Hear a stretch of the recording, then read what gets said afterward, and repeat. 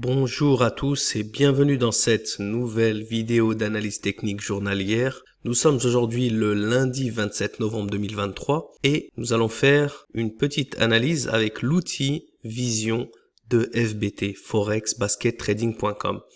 Alors on est parti et en faisant un petit tour de table de l'indicateur Power, on peut voir vraiment qu'il y a une devise qui sort du lot ce lundi. Et nous sommes aujourd'hui en pleine session américaine, il est 4h30 heure GMT, et on peut voir donc qu'il y a le yen qui sort du lot avec une faiblesse à moins 3,5, alors que la grande majorité des autres devises sont à 0 ou 1, il y a simplement l'australienne qui sort un petit peu à 2. Donc immédiatement, le plus gros écart est ici entre l'australienne et le yen, donc potentiellement l'australienne yen pourrait être intéressant. Mais on va faire un petit tour de table du yen. On continue avec le matrix. Pourquoi il est important? Parce qu'on doit savoir un petit peu si le yen était fort avant de devenir faible, ce qui n'est pas le cas. Il est bien descendu en faiblesse, remonté un peu, resté en faiblesse, mais il est resté sous la barre des zéros, ce qui est très intéressant, ce qui nous montre qu'il est resté en faiblesse pendant un bon moment. Donc on commence directement avec la paire de devises la plus intéressante qui est l'australienne yen, car on a un écart ici de 5,5. Alors, l'australienne yen, on peut voir qu'il y avait donc initialement un bullish momentum, puis c'est descendu en tendance baissière, et puis on a une tendance haussière régulière. Elle est en train de faire le breakout de la résistance précédente. Donc maintenant, si on analyse les graphiques en mode price action, on voit que les supports sont bien réguliers, on voit que les résistances sont bien régulières. La première lock ici est absolument magnifique, elle est respectée. La deuxième lock ici a été absolument magnifique, elle est respectée.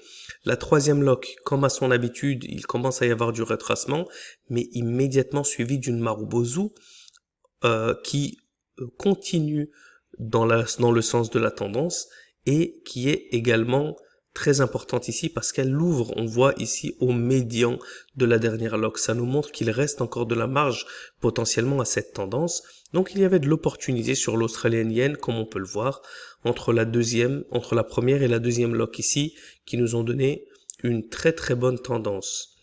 Même si à long terme, on voit quand même qu'on est sur un gros retracement, et on voit qu'on a eu du mal à craquer cette résistance précédente, ce qui fait que c'est du 4 étoiles malheureusement, parce qu'on n'a pas eu une tendance long terme qui match la tendance court terme ici. On continue avec le CAD yen. Donc voilà, le CAD yen il va en contre-tendance, et encore une fois, pourquoi est-ce qu'on n'a pas de tendance qui est dessinée? Il ne faut pas oublier, on a un CAD à 0, on a un franc suisse à 0,5, on a un dollar à 0, donc il faut faire un petit peu attention en ce début de semaine. Donc on continue avec un CAD yen qui est en contre-tendance, donc on patiente, il n'est pas bon. Le Suisse yen, comme vous pouvez le voir, c'est quasi exactement la même chose. Il va en contre-tendance, donc on doit patienter, parce que s'il doit y avoir une tendance haussière, on doit avoir une bonne tendance haussière qui se dessine, pas seulement avec un yen faible, mais avec un franc suisse qui est un minimum fort. On continue avec l'euro yen, même chose. On voit les supports qui sont assez réguliers, les résistances qui sont assez régulières, mais malheureusement, il n'y a pas assez de force de l'euro qui est ici. L'euro est à moins 1 et le yen est à moins 3,5. Donc malheureusement, on n'a pas assez d'écart ici pour pouvoir en déduire d'une bonne tendance. Le sterling yen, voilà, le sterling yen est un peu comme l'australienne yen déjà. Il va à l'encontre de cette tendance.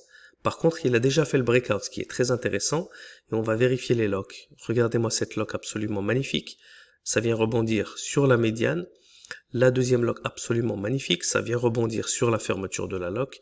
La troisième lock absolument énorme, ça vient vraiment sur la fermeture et puis ça craque. Et la quatrième lock qui est encore une fois respectée. Donc on avait de nombreuses opportunités sur le sterling yen, ici avec les 4 locks les unes à la suite des autres qui ont été respectées. On voit les supports qui sont très bien espacés les uns aux autres, on voit les résistances qui sont très bien espacées les unes aux autres. Donc on a une très bonne tendance, très saine, qui malheureusement ne matche pas la tendance à long terme, ce qui fait un 4 étoiles sur 5. On avance avec le New Zealand. Vraiment, on a eu de la grosse volatilité en fin de semaine dernière. Donc, c'est vraiment ce qui fait on devrait patienter. Et si ça continue demain, par exemple, ou les jours à venir dans une tendance haussière qui poursuit cette tendance-là, dans ce cas, on aura vraiment du 5 étoiles. Mais là, malheureusement, c'est ce qui nous manque. À court terme, on est toujours bon. On a encore une fois les locks qui se suivent ici, qui sont bien respectées les unes à la suite des autres. Celle-là, elle a un petit peu du mal, mais on a la GMT7 qui vient ouvrir sur la fermeture de la lock, donc on est toujours bon. On avait également de l'opportunité sur le New-Zélandien. Le dollar yen, on se rappelle que le dollar est à 0, encore une fois, c'est l'une des paires qui a du mal à remonter. Et donc, c'est vraiment grâce à ces indicateurs power qu'on sait quelle paire de devises rentrer et quelle ne pas utiliser. On aurait pu ici en début de journée essayer de rentrer dans du dollar yen. Non, le dollar est à 0, il est incertain. Et s'il se raffaiblit d'un coup, eh bien, on aura un dollar faible et un yen faible, donc on ne saura pas. Les marchés peuvent ranger, le dollar peut s'affaiblir plus que le yen. Donc là, il faut pas laisser place à la chance, mais il faut avoir une analyse technique qui est fondée sur des principes. Et là, nos principes, c'est le principe de corrélation, le principe de force et de faiblesse, vraiment le principe d'analyse 3 dimensions, où on va analyser les devises les unes contre les autres, et puis ensuite les paires de devises les unes à la suite des autres en fonction des corrélations entre devises. Et en plus de ça, on a une confirmation de l'historique de chacune des devises pour pouvoir voir ces croisements, pour pouvoir voir ces périodes de faiblesse et de force, ce qui fait que vraiment l'analyse est plus que complète. Donc, comme on peut le voir ici, pas grand chose à part le yen qui nous a montré quelques bonnes opportunités, mais j'aimerais quand même voir l'australienne qui est à 2. On sait qu'il y avait une opportunité sur l'australienne yen, mais j'aimerais savoir, à part l'australienne yen, est-ce qu'il y a d'autres opportunités? Alors faisons un petit tour de table de l'australienne ici. Pourquoi l'australienne est beaucoup moins intéressant que le yen? C'est très important de noter ça. Parce que le yen, c'était l'une des seules devises qui était en négatif. Maintenant, l'euro vient de passer à moins, il est à moins 1, et le reste était à 0, mais comme on peut le voir, on avait des opportunités, différentes opportunités. L'australienne, lui, par contre, si on a le CAD à 0, on a le franc suisse à 0,5, on a le sterling à 1, on a le New Zealand à 1, ce qui fait qu'il n'a pas vraiment d'opportunité de devises fortes contre des devises faibles. Il a que l'euro et le yen. Donc c'est pour ça qu'on va faire notre petit tour de table et voir si visuellement il y a quelque chose d'intéressant. Comme on peut le voir ici, il y a une bonne tendance long terme, malheureusement, à court terme ça range, on a un rectangle. Donc on laisse de côté.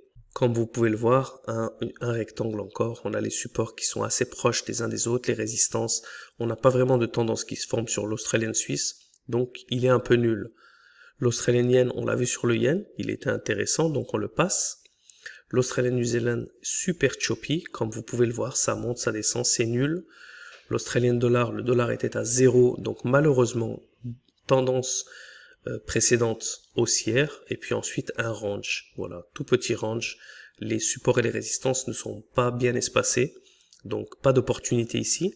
L'euro australienne, comme on a dit, l'euro pourrait être une des opportunités. On voit une tendance à long terme qui matche la tendance à court terme, d'accord? Une lock ici qui est respectée, une lock ici qui est à peu près respectée, et une lock ici qui est à peu près respectée, une GMT7 en Marubozu qui vient tout craquer. Donc on a un très bon euro AUD. Je me rappelle de l'euro AUD qui était une très bonne opportunité en fin de semaine dernière. Je l'avais déjà énoncé, et on peut voir ici qu'elle est confirmée avec une cassure ici du support, donc une confirmation de la tendance. L'euro AUD qui reste bon. Et le sterling AUD, non, il est très très choppy. Là, les supports et les résistances sont un désastre. Ça monte, ça descend, ça remonte. Ici aussi, ça monte, ça descend, ça remonte. Donc on est en range, on laisse de côté. Donc voilà, l'australienne, d'une manière générale, n'est pas intéressant. La seule paire de devises qui est la plus intéressante est l'australienne yen, qu'on voit déjà avec le yen. Et la deuxième, c'est l'euro AUD, qui est intéressante. Mais le fait que l'euro ne soit qu'à moins 1, et comme vous pouvez le voir, ça descend mais pas très très fort, les supports sont très rapprochés, c'est vraiment pas une paire qui va nous motiver de lancer tout un basket. Donc on a simplement le yen en ce début de semaine. On va continuer d'analyser les jours à suivre pour voir un petit peu ce qui se passe durant le reste de la semaine, dans cette dernière semaine de trading avant la fin du mois. Donc je vous dis à très bientôt pour une nouvelle vidéo d'analyse technique avec l'indicateur vision de FBT Forex Basket Trading.com. D'ici là, bon trading et bon courage à tous. Ciao, ciao.